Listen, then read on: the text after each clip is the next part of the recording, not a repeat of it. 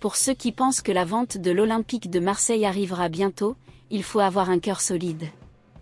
Un scénario relativement incroyable est sorti des tiroirs ces derniers jours, repoussant le départ de Frank McCourt à la fin de l'année.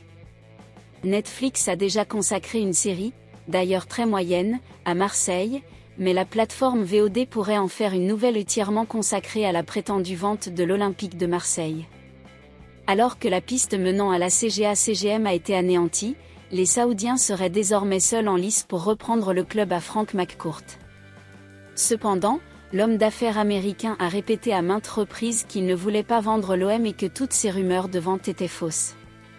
Pourtant, beaucoup pensent que McCourt bluffe, et cette semaine, une brillante mais très complexe théorie a émergé sur les réseaux sociaux où certains enquêteurs se retrouvent. McCourt veut des parkings et plus de M. Parce qu'un événement administratif a été remarqué du côté de Marseille, à savoir que le 24 juin, la ville de Marseille a lancé un appel d'offres pour la gestion et l'exploitation du parc Chano pendant 3 ans à partir du 1er janvier 2024. Les entreprises intéressées ont jusqu'au 1er août pour se faire connaître. À Marseille, le parc Chano est connu pour être un centre d'exposition, mais surtout le plus proche et le plus grand parking pour se garer lorsqu'il y a des matchs au Vélodrome. Inévitablement, le lien avec Frank McCourt a été rapidement établi, car l'Américain est un spécialiste du genre. Ainsi, avant d'acheter l'OM à Margarita Louis-Dreyfus, McCourt était souvent considéré comme le roi des parkings payants. C'est grâce aux revenus d'un gigantesque parking à Boston qu'il a acheté les Dodgers, et même lorsqu'il a été contraint de vendre le club de baseball, il a conservé la gestion du parking qu'il avait développé autour du stade de Los Angeles. Ce qui lui rapporte plus de 13 millions d'euros par an.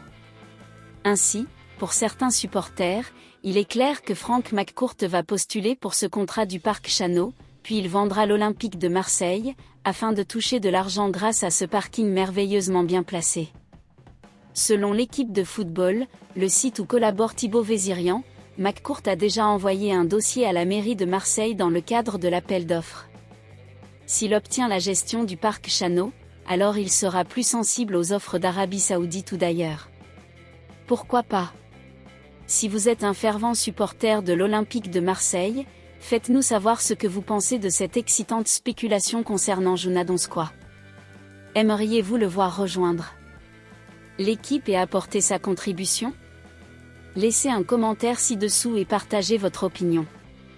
N'oubliez pas de liker cette publication et de vous abonner à notre chaîne pour rester connecté et soutenir notre travail.